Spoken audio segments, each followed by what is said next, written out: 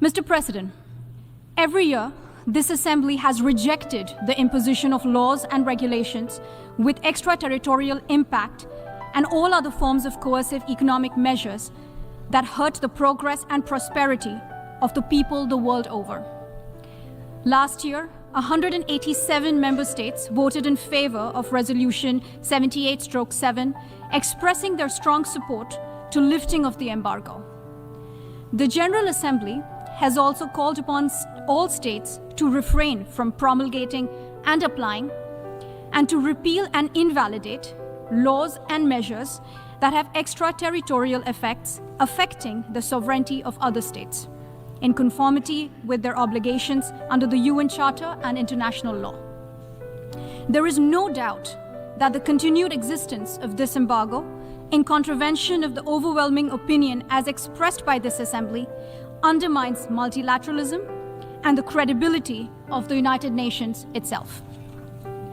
Mr. President, as the world's largest democracy with abiding faith in multilateralism, India stands in solidarity with this Assembly in its unambiguous rejection of domestic laws having extraterritorial impact.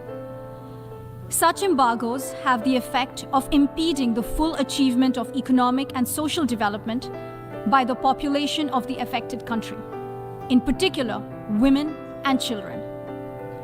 They also hinder the full enjoyment of human rights, including the right to development, food, medical care, and social services, among other things.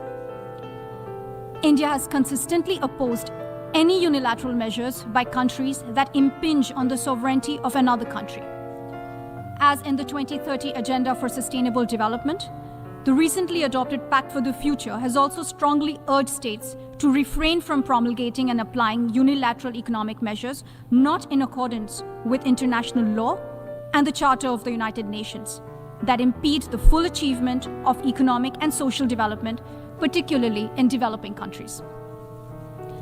Mr. President, successive reports of the Secretary General have established that the embargo, particularly through its extraterritorial effects, has adversely affected the Cuban people and the developmental efforts of the country, with particularly devastating effects owing to shortages of essential commodities. The continued embargo would severely impact Cuba's ability to implement the 2030 Agenda in the 6 years that remain.